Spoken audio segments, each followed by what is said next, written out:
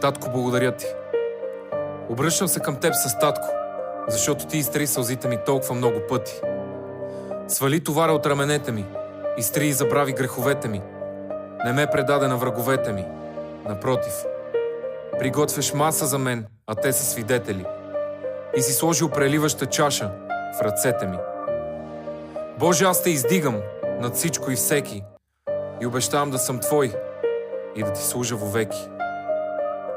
Благослови труда ни, дай голямо разстояние на гласа ми, нека достига махали и зали, гладни и тези добре яли, земи чужди далечни, в които също има страдания безконечни.